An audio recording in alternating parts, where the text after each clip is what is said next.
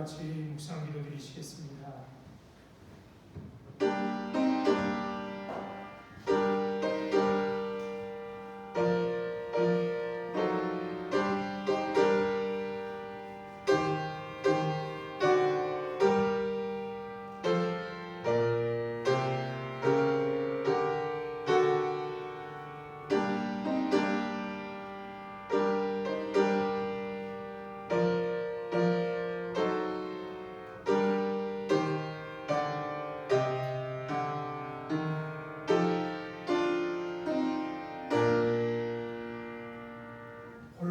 기이한 일들을 행하시는 여호와 하나님 곧 이스라엘 하나님을 찬송하며 그의 영화로운 이름을 영원히 찬송할지어다.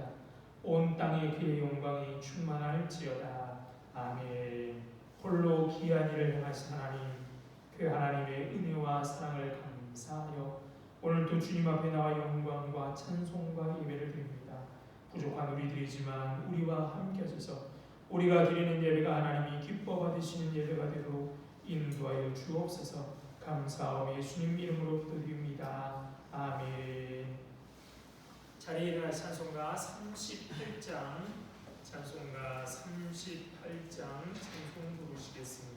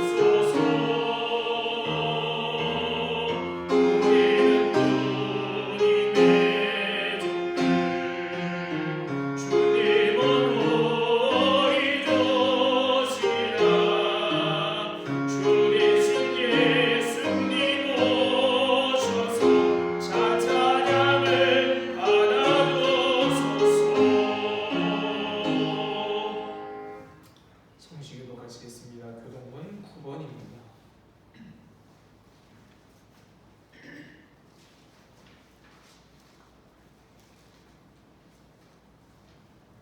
교동문 9번 시편 15편 교독합니다. 여호와여 주의 장막에 머무를 자 누구 오며 주의 성상에 사는 자 누구이니까 정직하게 행하며 공의를 실천하며 그의 마음에 진실을 말하며 그의 혀로 남을 허물하지 아니하고 그의 이웃에게 악을 행하지 아니하며 그의 이웃을 비방하지 아니하며 그의 눈은 망령된 자를 멸시하며 여호와를 두려워하는 자들을 존대하며 그의 마음이 소원한 것은 해로울지라도 변하지 아니하며 이자를 받으려고 돈을 부어주지 아니하며 뇌물을 받고 무지한 자를 해하지 아니하는 자니이니 이런 일을 행하는 자는 영원히 흔들리지 아니하리라. 아멘. 다같이 사도신경 하심으로 신앙 고백하시겠습니다. 전능하사 천지를 만드신 하나님 아버지를 내가 믿사오며 그 외아들 우리 주 예수 그리스도를 믿사오니 이는 성령으로 잉태하사 동정녀 마리아에게 나시고 본디오 빌라도에게 고난을 받으사 십자가에 못 박혀 죽으시고 장사한 지 사흘 만에 죽은 자 가운데서 다시 살아나시며 하늘에 오르사 전능하신 하나님 우편에 앉아 계시다가 저리로서 산자와 죽은 자를 심판하러 오시리라. 성령을 믿사오며 거룩한 공회와 성도가 서로 교통하는 것과 죄를 사하여 주시는 것과 몸이 다시 사는 것과 영원히 사는 것을 믿사옵나이다. 아멘. 자리에서 찬송가 326장 찬송가 326장 찬송 부르시겠습니다.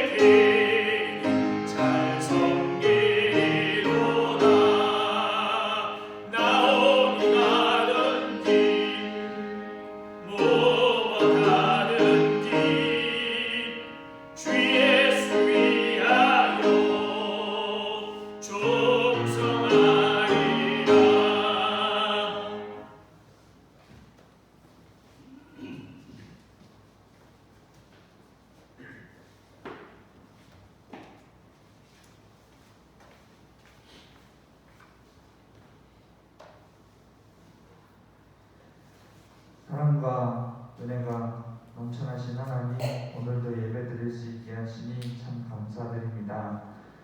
하나님께서 함께 하셔서 우리들이 드리는 이 불완전한 예배가 하나님 완전할 수 있게 하나님 도와주시옵소서. 저희를 도우시는 주님, 하나님 앞에 영광만이 남을 수 있도록 하나님 이 예배에 함께하여 주시옵소서. 하나님, 오늘도 이런 끔찍한 죄인들을 용서해 주시니 참 감사드립니다. 하나님 앞에 용서받을 이유가 없지만 저희를 사랑하셔서 그 이유를 말하시니 저희는 그 은혜에 보답할 길이 없사옵니다. 그러나 저희는 너무나 연약하여서 자꾸만 죄 속에 다시 빠지려고 합니다. 하나님, 저희를 보호하셔서 저희가 하나님을 잃지 않게 하시고 죄를 짓더라도 말씀을 믿고 하나님 앞에 자백하며 나올 수 있게 하나님 도와주시옵소서. 이제는 그리스도인이라는 새로운 옷을 입었으니 하나님의 뜻을 위해 살 수 있게 하시고 우리가 받은 그 사랑을 전파하며 살아가게 하나님 도와주시옵소서. 복음을 듣지 못하는 자들이 아직도 너무나 많습니다. 하나님, 그들을 불쌍히 여기시오니 복음이 전해지고 또 전해져서 하나님의 영광이 이 땅에 세워질 수 있게 하나님 도와주시옵소서. 이를 위해 수고하는 선교사님들을 위해 기도하오니 하나님 이방 땅에 들어가 말씀 전하기를 두려워하지 않는 그들과 하나님 항상 같이 하여 주시옵소서. 또 교회들을 위해서도 기도하오니 하나님의 말씀 아래 세워진 교회들을 하나님 뜻대로 사용하셔서 하나님의 귀한 사역에 동참하는 기적이 있게 하여 주시옵소서. 우리 교회와 성도님들을 위해 기도합니다. 우리 삶의 전부 되시는 하나님, 하나님 앞에 모든 것을 의지할 수 있는 우리 공덕교회가 되길 원합니다. 말씀으로 세워지고 성령으로 충만하여서 뜨거운 마음을 가지고 지역을 위해 헌신하는 그런 교회가 되게 하여 주시옵소서. 서로 더 사랑하고 더 헌신하면서 인내할 때는 굳건하게 버텨낼 수 있는 저희들에게 하나님 인도하여 주시옵소서. 코로나가 다시 퍼지고 있습니다. 하나님 질병으로 고통받는 사람도 있고 이를 위해 땀 흘리는 의료진들도 있습니다. 그들에게 능력의 하나님이 되어 주시옵소서. 코로나가 단순히 우리를 괴롭히기 위한 것이 아니라 하나님이 하나님이심을 알게 하는 그런 큰 사건이 되게 하시고 저희 또한 기도하며 잘 버텨낼 수 있게 도와주시옵소서. 하나님 이제 말씀 듣습니다. 저희는 무지하오니 저희를 가르쳐 주시옵소서. 하나님 저희는 부족하오니 말씀으로 채워 주시옵소서. 살아 움직이는 말씀이오니 그 무엇보다도 큰 능력이 있음을 고백합니다. 말씀 전하신 목사님께도 함께 하셔서 그 준비와 선포에 함께 하시고 하나님의 마음을 온전히 전하는 자가 되게 하여 주시옵소서. 항상 감사드리며 예수 그리스도의 이름으로 기도드립니다. 아멘.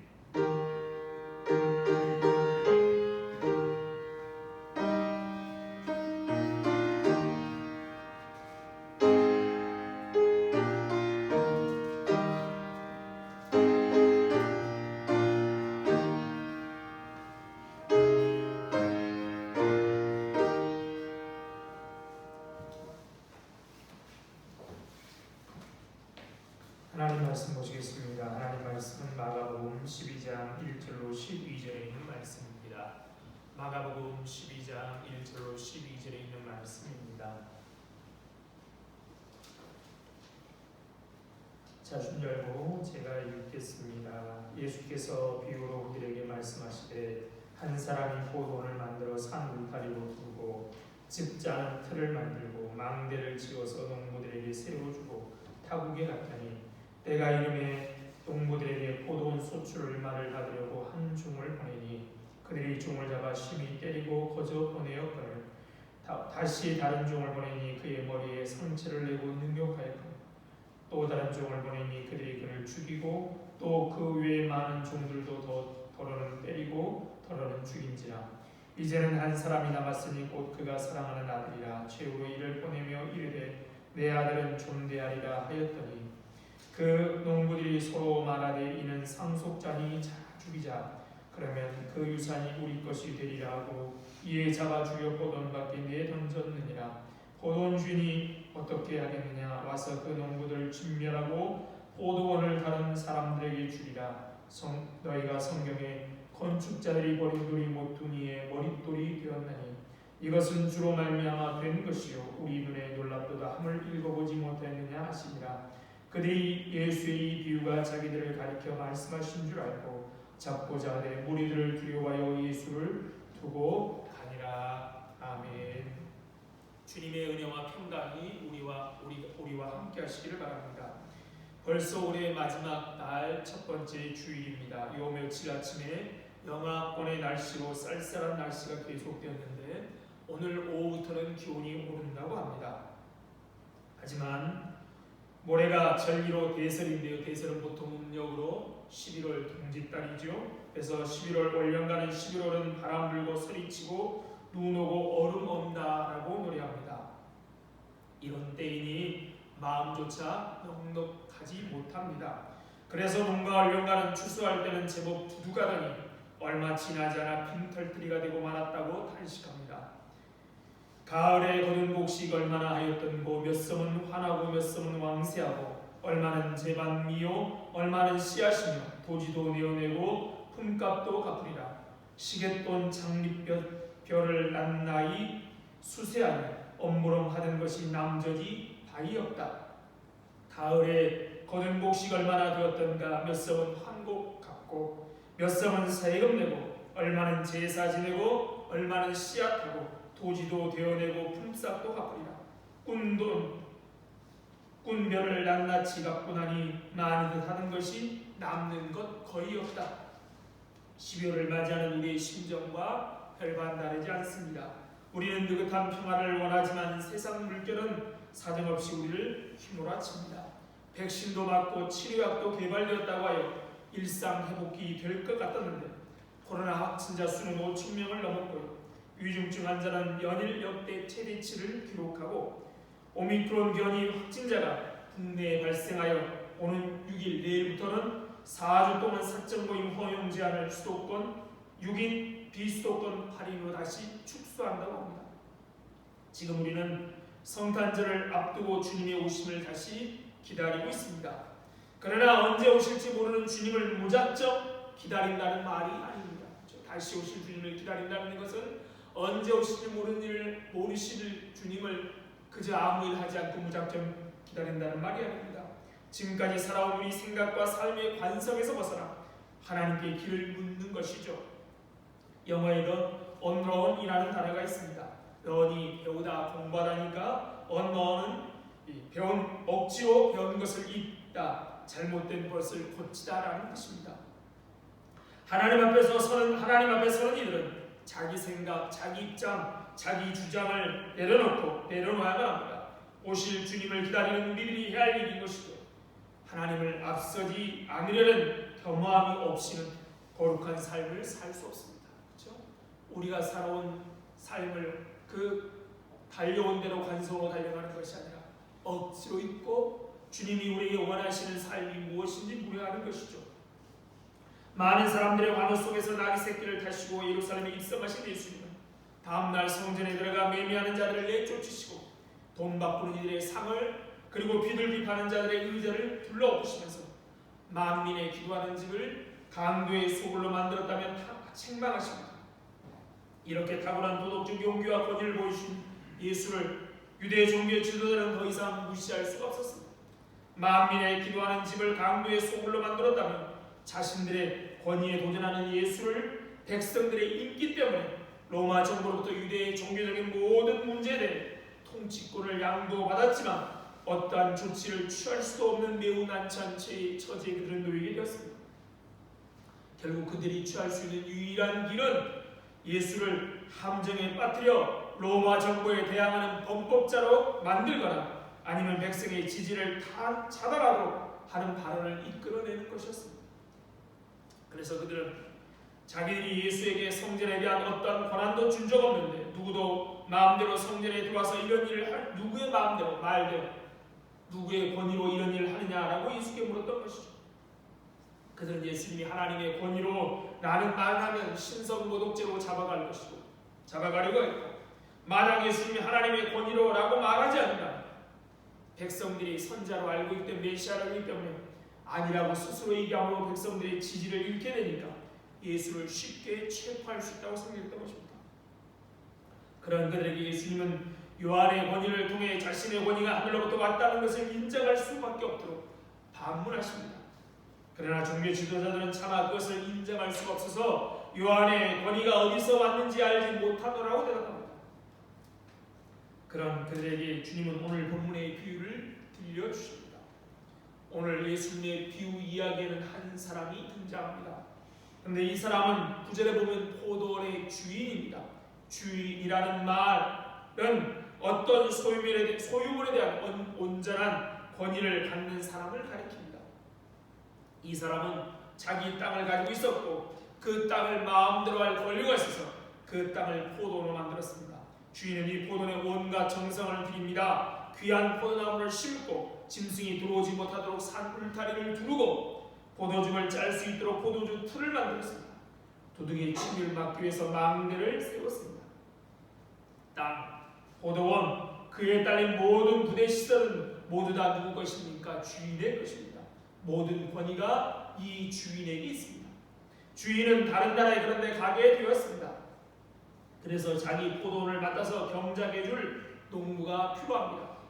이 농부는 포도원을 살 사람이 아니라 매매할 사람이 아니라 주인의 포도원을 경작하여 소출이 나면 그중 일정 부분을 주인에게 새로 지불하고 나머지는 자신의 노동 대가로 받는 소작농을 가리킵니다. 포도원 주인은 포도를 수확할 때가 되어 포도원 농부들에게 소출을 받기 위해서 종을 보냈습니다. 과일 나무를 심은 후에는 3년은 수확하지 말고 4년째는 하나님께 드리고 5년째부터 수확해 먹을 수 있었습니다. 그래서 땅을 맡긴 시기와 세를 받으러 종을 보낸 시기에는 보통 4년의 시간이 걸리죠. 소출을 받기 위해 주인은 종을 보냈습니다. 이것이 예수님의 비유의 시작입니다. 예수님의 비유를 듣는 이들에게 아주 익숙한 소재로 예수님은 이야기를 하셨습니다. 당시 많은 사람들이 땅을 포도로 만들었고 그리고 예수님의 주요 사역지인 갈릴리는 이 포도가 주요 수출품 중에 하나였다고 합니다. 그러니까 예수님이 든 비유는 모든 사람이 알만한 비유인 것이죠. 예수님이 사역하는 지역 곳곳에는 쉽게 포도를 발견할 수 있었습니다. 또 예수님 당시 자신의 땅을 소작농에게 맡긴 부재의 지주가 실제로 많이 있었습니다. 조그만 포도를 갖고 농사 짓는 사람도 있었지만요, 큰 땅을 가지고 있는 지주가 농사를 짓지 않고 다른 사람이 맡기거나 또는 외국 사람이 땅을 소유하고 사람에게 소작농에 맡기는 일도 많았었습니다. 이런 상황이 익숙한 사람들의 예수님의 비유를 들으면서 주인은 그 합당한 권리로 농부들에게 세를 받을 권리가 있다고 생각했을 것입니다. 그렇죠? 주인이 세를 받으러 종을 보냈다, 이 이야기까지 들은 사람들은 맞아, 주인은 세를 받을 만한 권리가 있지라고 생각했을 것입니다. 그런데 예수님의 이야기는 그들의 기대와는 달리 막장으로 흘러갑니다. 3절부터 5절입니다. 그들이 종을 잡아 심히 때리고 거저 보내었거늘 다시 다른 종을 보내니 그의 머리에 상처를 내고 능욕하였거늘 또 다른 종을 보니 그들이 그를 죽이고 또 그 외에 많은 종들도 더러는 때리고 더러는 죽인지라. 세를 받기 위해 보낸 자들이 종이라는 사실은 이들을 쉽게 무시할 수 있음을 의미하지 않습니다. 그렇죠? 주인이 가서 세를 직접 받지 않는다고 할지라도 비록 종이 같다 할지라도 세를 내야 될 소작농은 그를 무시할 수 없습니다. 그런데 한 번도 아니고 3번에 걸쳐 농부들은 종을 빈손으로 3번만이 아니죠. 그 이후에 여러 종이라니까 여러 번 그랬다는 거예요. 주인이 마땅히 주장할 수 있는 권위를 가지고 농부에게 얼마를 요구했지만 그냥 거절한 것도 아니고 보낸 종들을 심히 모욕하고 때리고 심지어는 죽이기까지 하였습니다. 주인의 권위를 얼마나 하찮게 여기면 이런 짓을 할까요? 주인을 얼마나 무시하면 이렇게 나오겠습니까? 이것은 괘씸한 농부들은 종에게만 그렇게 한 것이 아니라, 그렇죠? 종에게만 막대한 것이 아니라 주인에게 막대한 것입니다. 그들은 포도원 주인에게 그렇게 대한 것이죠. 도대체 이런 경우가 어디 있습니까? 여러분이 주인하면 어떻게 하시겠습니까? 소작류를 거부할 뿐만 아니라 소작류를 징수하는 종을 공격하고 모욕준다는 것은 그 농부들은 포도원에 대한 주인의 권위를 인정하지 않는다는 겁니다. 할 수 있다면 강제로 한번 징수해 보라고 도전하는 것입니다. 예수님의 이야기는 여기에 절정이 이릅니다. 놀라운 이야기의 전개를 듣고 있던 모든 사람들이 충격에 아마 빠졌을 것입니다. 도대체 이 사람들은 어떻게 이럴 수 있을까? 팔레스타인 같은 로마 제국의 식민지의 많은 토지들이 외국인들이 소유하였고 그것을 소작농들이 임대받아 경작하였습니다. 그런데 소작농들은 나라의 정치적 불안정을 틈타 경제적 불황으로 인하여 종종 부재의 지주에게 지불해야 할 소출을 내지 않았었습니다. 그렇죠? 나라가 바뀌면, 그렇죠? 또는 경제 상황이 어려우면 이 지세를 내지 않았던 것이죠. 이럴 경우 종종 폭력이 행사될 수도 있고 끝내 그것은 살해로 이어지기도 하였습니다. 여러분이 주인이라면 어떻게 하시겠습니까? 상식적으로는 어떻게 응징할까 하며 고민할 것도 없이 군대를 보내어 진멸하거나 보낸 종들에게 행한 것의 몇 배로 갚아 주었을 것입니다. 그런데 주인은 농부들에게 또 한 번의 기회를 주기를 원합니다. 주인은 상상할 수도 없는 은혜를 베풉니다. 그렇죠? 세상 사람들의 상식으로는 도저히 이해되지 않는 짓을 소작농들, 농부들이 행한 것이죠. 그렇다면 거기에 합당한 일을 행하여야 하는 건데 주인은 그러지 않았다는 겁니다. 6절입니다. 이제 한 사람이 남았으니 곧 그가 사랑하는 아들이라 채우러 이를 보내며 이르되 내 아들은 존대하리라 하였더니 주인은 마지막 대책으로 농부들이 그 권위를 차마 무시할 수 없는 대상을 보내기로 한 것입니다. 그런데 그가 누굽니까? 권위를 무시할 수 없는 대상은 바로 그의 사랑하는 아들입니다. 이제 한 사람 남았으니라는 말을 볼 때 아마 이 아들 외에는 다른 상속자가 없는 것처럼 보입니다. 하나뿐인 외아들인 것이죠. 주인은 그 아들을 보내며 내 아들은 존대하리라고 기대합니다. 친히 내 아들을 보내면 그들이 태도가 달라질 것이다. 이런 일말의 기대감을 품고 주인은 남들이 상상할 수 없는 자비와 은혜를 이 불안당 같은 농부들에게 베풉니다. 농부들은 그러면 마침내 회개하고 돌이킬까요? 주인의 기대대로 주인의 권위 앞에 무릎을 꿇을까요? 그렇지 않았습니다. 7절 8절입니다. 그 농부들이 서로 말하되 이는 상속자니 자 죽이자. 그러면 그 유산이 우리 것이 되리라고 이에 잡아 죽여 포도원 밖에 내던졌느니라. 이것이 예수님의 비유의 절정에 나오는 충격적인 말입니다. 포도원 주인의 반응도 충격적이지요. 자신의 권위를 인정하지 않는 농부들에게, 소작농들에게 자기의 사랑하는 아들을 끝까지 보내며 이 은혜를 베풉니다. 그런데 더 충격적이게 그 은혜에 대해 소작농들은 비정상적으로 반응합니다. 농부들은 주인의 외아들을 보고 서로 의논합니다. 이 아들은 주인이 보낸 외아들이 아니냐? 우리가 그를 무시하고 진짜 주인을 무시하는 것과 다름없으니 되었지만 지금이라도 우리가 회개하고 죽이자라고 해야 하는 것이 정상 아닙니까? 하지만 그들은 상상할 수 없는 이야기를 꺼냅니다. 이 아들이 죽이면 그 유산을 상속받을 사람이 없다. 그러면 이 포도원이 누구 것 되겠느냐? 우리 것이 될 것 아니냐? 자, 이 포도원 속한 모든 것을 우리 것으로 만들 수 있다. 주인의 넘치는 은혜와 자비로 사랑하는 아들을 그들에게 보냅니다. 그들은 그 아들을 거절할 뿐만 아니라 포도원을 뺏을 방도를 생각해냈고 뿐만 아니라 그 포도원을 어떻게 해요? 아들을 죽이기까지 한 것이죠. 그 당시 법은 상속인이 없는 땅은 임자 없는 땅이라고 명시해서 어느 일정 기간 아무도 찾지 않으면 그 땅은 누구든지 먼저 차지하는 사람의 것이 되었습니다. 그러니까 그런 배경 속에서 농부들이 그런 의논을 한 것입니다. 그 땅을 차지하기 위해서 주인의 아들을 죽이는 것입니다. 그런데 7절을 보면 그들은 그 땅이 분명히 주인의 땅을 알고 있고 주인이 살아있음을 알고 있습니다. 그럼에도 불구하고 그들은 결국 포도원 밖으로 아들을 내쫓고 죽입니다. 예수님이 이 이야기를 듣고 있는 백성들에게 이렇게 물으십니다. 포도원의 주인이 어떻게 하겠나요? 여러분, 포도원의 주인이 이 사악하고 교만한 농부들을 어떻게 해야 하겠습니까? 어떻게 여러분이면 하시겠습니까?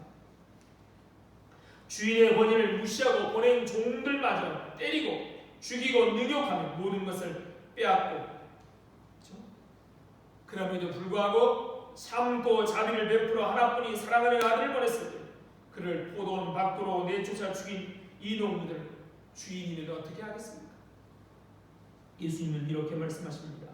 와서 그 농부들을 진멸하고 포도원을 다른 사람에게 주고 너무나 당연한 결말 아닙니까? 합당한 처사가 아닙니까? 주인의 권위를 무시하기를 그 아들을 주인까지 하면 주인이 이렇게 대우를 하는 것이 마땅하지 않겠습니까? 와서 그 사악하고 교만한 농부들을 진멸하고 자기 포도원을 다른 사람에게 주는 것이 합당하지 않겠습니까? 이것은 충분히 주인에게 그럴 만한 권위도 있고 충분히 그럴 만한 이유가 있습니다. 이 비유를 기록한 평행본문이 있는 마태복음에는 예수님의 비유를 듣던 이들도 이 그 악한 자들을 진멸하고 포도는 제때 열매를 맺을 만한 다른 농부들에게 새로 줄지라고 예수님께 대답합니다. 예수님의 이 결말은 누구나 예상할 수 있는 것이죠. 그들이 보기에도 주인이 가진 권위로 할 수 있는 마땅한 일이었던 것입니다. 군대를 보내 진멸하고 다른 사람들에게 포도를 맡기는 것은 누구나 그렇게 생각할 수 있는 것이죠. 예수님이 포도를 비유의 소재로 삼으신 것은 우연한 일이 아닙니다. 단지 그 땅에 많은 땅에 포도원이 있었기 때문에 주님이 이 포도를 비유로 사용하신 것이 아닙니다. 하나님은 선지자 이사야를 통해서 이스라엘을 꾸짖을 때 하나님을 포도원 주인으로 이스라엘 포도원으로 묘사하여 말씀하십니다. 주인이신 하나님은 이 땅에 돌을 제거하고 망대를 세우고 포도주를 짜는 틀을 만들고 좋은 포도 맺기를 기대합니다. 그렇죠? 이스라엘 백성들의 땅이 원래 가나안 땅이 자신들의 땅이 아니죠. 원래 그들의 조상은 갈대아 우르에 살던 사람들이고 또 가까운 요셉 이후 야곱부터 요셉 이후 쭉 400년 동안 그들이 살던 땅은 애굽이었습니다. 그런데 그들을 가나안 땅에 심었어요. 하나님이 어떻게 될 것을 믿고 심었습니까? 좋은 포도 맺기를 기대하며 심었습니다. 그런데 포도는 아무 쓸모없는 들 포도를 맺었습니다. 이스라엘 하나님의 권위 아래 순종하여 하나님께 영광이 되는 열매를 맺지 않는데 그 권위를 온갖 무시하고 온갖 포악을 행했다는 말입니다. 하나님은 내가 이 포도원을 어떻게 하겠느냐라고 묻습니다. 그리고 심판의 메시지를 선포하십니다. 그들을 짓밟히게 하고 황폐하게 만들 것이다 라고 이사야 5장의 포도원 비유를 들어 예수님은 하나님은 말씀하십니다.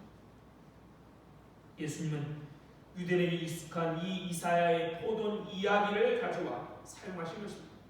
거기에 추가로 농부가 등장하는 것은 포도를 잘 경작할 책임이 있는 유대의 종교 지도자를 꾸짖기 위해서입니다. 포도원에 포도를 잘 짓도록 농부에게 맡겼듯이 유대의 종교 지도자들에게 맡겼다는 것이죠. 12절을 앞서서 말씀드렸지만 12절을 보면 그들도 예수님의 비유 속에 등장하는 사악하고 교만한 농부가 바로 자신들임을 알았습니다. 그들은 영적으로 이스라엘 하나님의 권위 아래 순종하게 할 책임이 있었습니다. 그러나 그들은 하나님이 보내신 종들을 죽이고 멸시합니다. 이 비유의 농부들이 종을 박해한 것처럼 유대 종교자 지도자들은 선지자들을 박해했습니다. 그렇다면 주인의 아들은 누구입니까? 주인이 하나님이므로 아들은 하나님의 아들입니다. 게다가 그 아들은 어떤 아들이냐 보면 사랑하는 아들입니다. 마가복음에 보면 사랑하는 아들은 누굽니까? 하나님의 사랑하는 아들. 1장에 보면 예수님께서 세례 요한에게 세례를 받으실 때 하늘이 열리고 하늘에서 음성이 들려요. 9장에 보면 예수님이 베드로와 야고보와 요한을 데리고 높은 산에 올라가 있을 때 그때도 하늘이 열리고 음성이 들려오는데 뭐라고 말합니까? 너는 내 사랑하는 아들이라는 소리가 들립니다. 그러니까 주인의 사랑하는 아들, 비유에 등장하는 주인의 사랑하는 아들은 바로 예수님이십니다. 종교 지도자는 이 예수님을 죽이려고 했고 끝내 죽입니다. 예수님의 권위를 인정하지 않았지요. 오늘 본문 바로 앞 사건에서도 예수님의 권위를 인정하지 않고 질문했던 것입니다. 그리고 끝내 예수님을 죽입니다. 이런 자들을 하나님이 어떻게 하시겠느냐? 계속해서 그분의 권위에 도전하고 그분을 멸시하다 못해 그분이 보낸 사랑하는 독자를 외아들을 부인하는 자들을 하나님이 어떻게 하시겠느냐라고 오늘 비유를 통해 말씀하신 겁니다. 하나님이 어떻게 하시겠다고 진멸하시고 보도는 다른 사람에게 맡기겠다는 겁니다. 그런데 이것은 단지 종교 지도자들만의 문제가 아니었습니다. 예수님을 거절한 모든 이스라엘 백성들이 예수님의 비유 속에 등장하는 농부입니다. 스데반도 예수를 미워하는 유대인들에게 돌로 맞아 죽기 전에 설교했듯이 이스라엘은 조상 대대로 하나님이 보낸 선자들을 박해했습니다.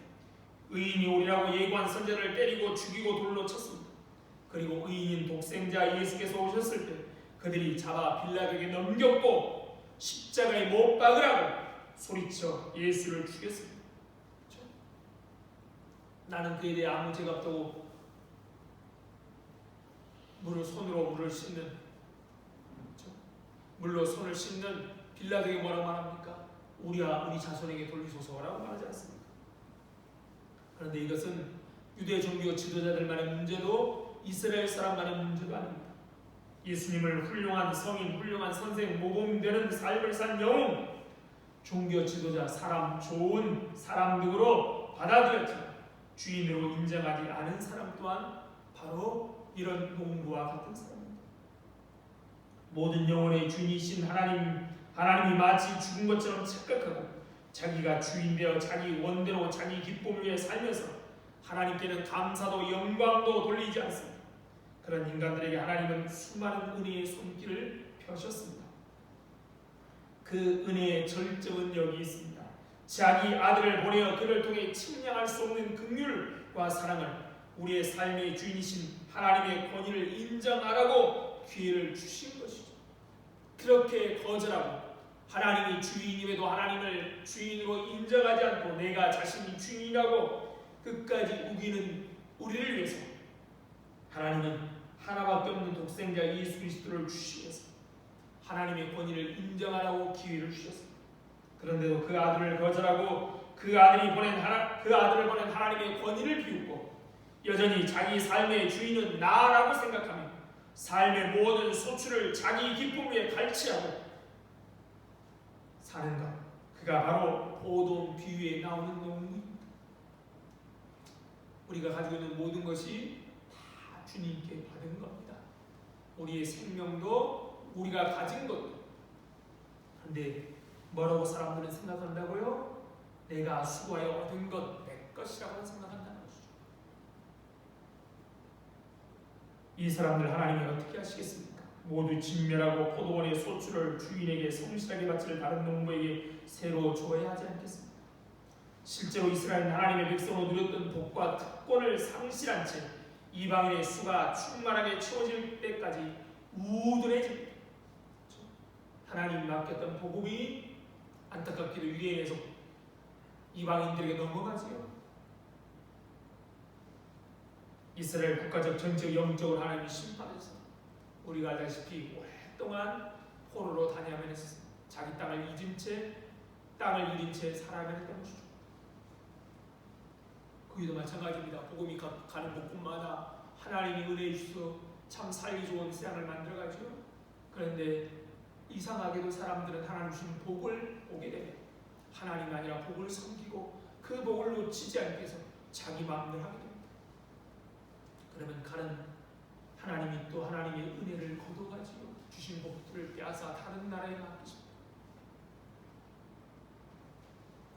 이렇게 악한 농부를 하나님이 진멸하고 그 포도원의 세를 바칠 만한 포도원 농부에게 다른 농부에게 넘기십니다. 이제 10절, 11절 비유의 결말인데요. 사실 비유는 9절로 끝납니다. 그렇죠? 그러나 유대 종교자들이 비유의 결말을 받아들이지 않고 그런 일은 일어나지 않아라고 생각했습니다. 그래서 주님은 그들이 그 결말을 절대 피할 수 없다고 분명히 10절에 이렇게 말씀합니다. 진멸하고 세를 바칠 다른 농부에게 줄 것이다. 피할 수 없는 이유를 말합니다. 10절입니다. 너희가 성경의 건축자들이 버린 돌이 모퉁이의 머릿돌이었나니.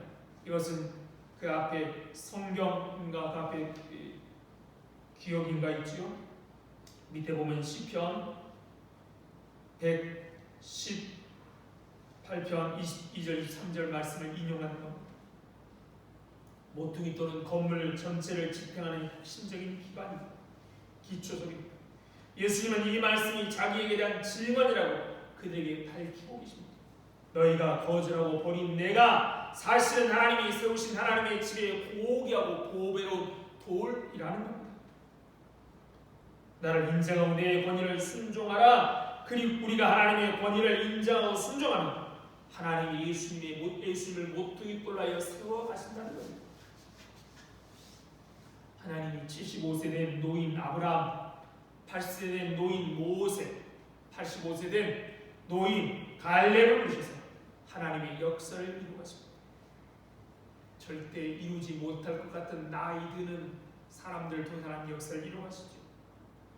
사라, 한나, 엘리사벳과 같은 불임의 여성들 통해 하나님의 역사를 이루었습니다. 순종하고 권위를 순종하고 받아들이면 나이 들어서 쓸모없다고 생각하는 사람들 또는 아이를 낳을 수 없다고 생각하는 불임의 여성들을 통해 하나님의 역사를 풍성하게 이루어가신 겁니다. 마태복음 1장에 보면 예수님의 족보가 나오는데요. 예수님의 족보에는 여인들이 5명인가 등장하지요. 마리아를 빼고는 다 이방 여인들, 다 그런 사람들입니다. 그런데 그렇게 혈통을 중요시하는 유대인들의 족보 가운데 이방 여인들을 오셔서 예수 그리스도를 태어나게 하시고, 우리가 잘 알다시피 마리아는 아직 남성을 알지 못하던 때 예수를 낳게 만드신 것이죠. 우리의 주인도, 인생의 주인이 누구인지 우리는 물어봐야 합니다.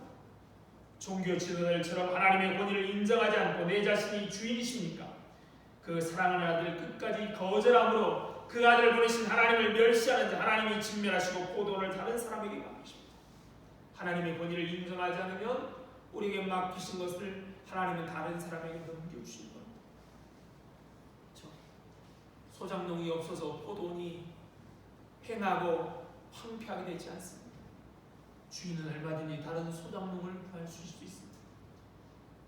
그러기에 늦기 전에 하나님의 권위를 인정하십시오. 은혜에 합당한 반응은 방종이 아니라 순종입니다. 그 아들에게 복종하고 주인의 권위에 순종하여 자비로운 주인에게 기쁨으로 열매를 드리는 착하고 충성된 용이 되어야 합니다. 우리가 순종하면 예수님이 모퉁이의 머릿돌이 되셔서 세워가십니다. 하나님께서 우리를 버리시지 않고 다시 빚으시고 영화롭게 하십니다. 이것이 하나님의 역사입니다. 하나님의 손 안에는 쓸모없는 것이 없습니다. 하나님은 유능한 건축자이시기 때문인 것이죠. 하나님께 맡기면 어떻게 됩니까? 11절입니다. 이것은 주로 말미암아 된 것이요 우리 눈에 놀랍도다. 그렇죠? 우리가 하나님의 권위를 순종하게 되면 우리 주님이 우리의 모퉁이 돌이 되셔서 하나님이 세워가시는데 뭐라고 고백한다고요? 우리 눈에 놀랍도다라고 고백합니다. 그러니 하나님의 손에 맡기십시오. 하나님께서 다시 우리 인생을 아름답게 만드실 것입니다. 그런 은혜가 있음을 알고 충성하여, 하나님께 충성하여 아름다운 삶을 사시는 그런 사람들. 그렇죠? 벌써 2021년이 다가고 2020년을 준비해야 되는데 하나님이 올해도 맡기셨죠? 맡기고 3년 동안 아받고 아무런 열매를 맺지 못하는 무화과나무를 우리 주인이 데려가십니다. 그때 포도원 지기가 어떻게 말하죠? 한 해만 더 하나님께 유예해달라고, 한 해만 더 유예해달라고, 내가 걸음도 주고 잘 가꿀 테니 한 해만 더. 어쩌면 우리는 그렇게 한 해만 더 유예받은 인생인 줄 모릅니다. 얼마나 우리가 더 오래 살지 몰라요. 그러나 유예받은 시간은 끝이 있습니다. 한정이 있습니다. 1년이 될지 10년이 될지 20년이 될지 안타깝게도 50년이라는 세월이 남을 수도 있습니다. 그러나 언젠가는 주인이 다 빼앗아 다른 포도원 농부들에게 맡기기 전에 우리에게 맡기신 것들을 하나님이 주신 것임을 잊지 않고 하나님께 충성하여 아름다운 인생들 다 되시기를 소망합니다. 참 좋으신 하나님, 은혜와 사랑을 감사합니다. 오늘도 우리를 이렇게 부르셔서 우리에게 귀한 것 맡기심을 감사합니다. 우리에게 건강도 맡겨주셨고 우리에게 달란트도 맡겨주셨고 우리에게 가정도, 우리에게 교회도 맡겨주셨습니다. 우리에게 직장도 맡겨주셨습니다. 때로는 하나님 아버지의 높은 자리에서 모든 것을 다스릴 자리도 맡기실 뿐만 아니라 조그만 자리지만 한쪽에서라도 우리가 맡을 만한 것을 맡겨주신 것 감사합니다. 그런데도 다 주께 받았음에도 주께 받지 않은 것처럼 자기 것인 양 아버지와 살고 있지는 않는지 우리를 돌아보도록 도와주시고, 또 주님이 맡기신 것을 내 것처럼 아버지와 유용하고 있지 않은지, 또 맡기셨음에도 맡기심을 모르고 살고 있지 않은지 돌아보도록 도와주셔서 하나님, 우리 주인이신 우리 하나님이 진노하시기 전에 깨닫고 맡긴 일에 감사함으로 감당하는 저희들 될 수 있도록 은혜 베풀어 주옵소서. 언제나 우리 삶의 주인이 하나님임을 잊지 않고 언제나 하나님의 권위에 순종하며 맡기신 것에 충성하는 우리들 될 수 있도록 복 주옵소서. 하나님 아시지요? 이 나라의 여러 곳곳에 귀한 일들을 맡긴 사람들이 있습니다. 그들의 맡긴 일 하나님 유용하지 않도록 도와주시고 맡긴 데 충성하여서 온 국민들이 평안하게 살아갈 수 있도록 함께하여 주옵소서. 감사하며 예수님 이름으로 기도드립니다. 아멘. 찬송가 327장 찬송가 327장 찬송 부르시겠습니다.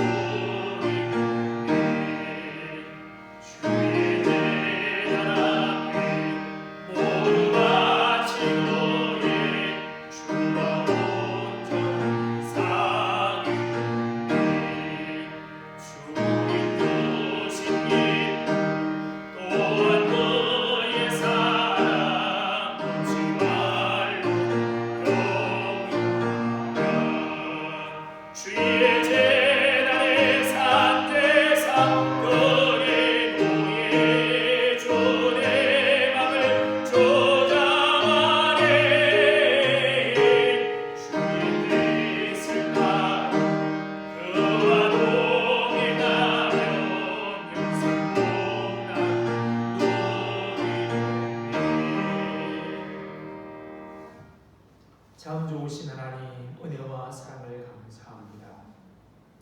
오늘도 우리에게 귀한 것 맡기주신 하나님의 은혜 감사하여 주님 앞에 귀한 물질입니다.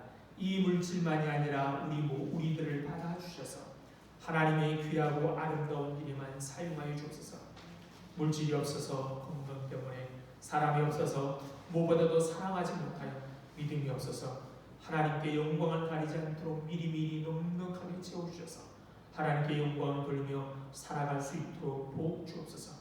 이렇게 코로나의 위협이 우리를 올까매고 있습니다. 이럴 때 하나님께서 지켜주시고 은혜 베푸셔서 하나님 우리의 일상이 회복될 수 있도록 복 주옵소서. 날씨가 이렇게 추워지고 있습니다. 추울 때 더 추운 사람들이 있습니다. 마음도 춥고 몸도 추운 사람들 하나님 아시죠? 그들에게도 하나님 따뜻한 은혜를 우리를 통하여 베풀어 주옵소서. 감사하며 예수님 이름으로 기도드립니다. 아멘.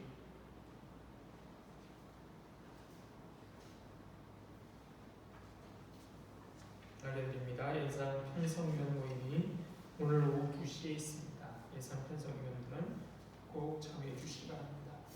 코로나19가 이렇게 5,000명이 계속 넘고 있죠. 또 오미크론 변이로 인하여 사람들이 참 걱정하고 염려하고 있습니다. 숫자가 많아질수록 더 속도는 더 빨라집니다. 그러니까 외출을 좀 자제하시고 특별한 일 아니면 좀 자제해 주시고 방역수칙 잘 지켜주셔서 빨리 이 어려운 시기를 지나갔으면 좋겠습니다. 우리 일어나서 인사하겠습니다. 반갑습니다. 반갑습니다. 사랑합니다. 사랑합니다. 축복합니다. 축복합니다. 행복하십시오. 행복하십시오.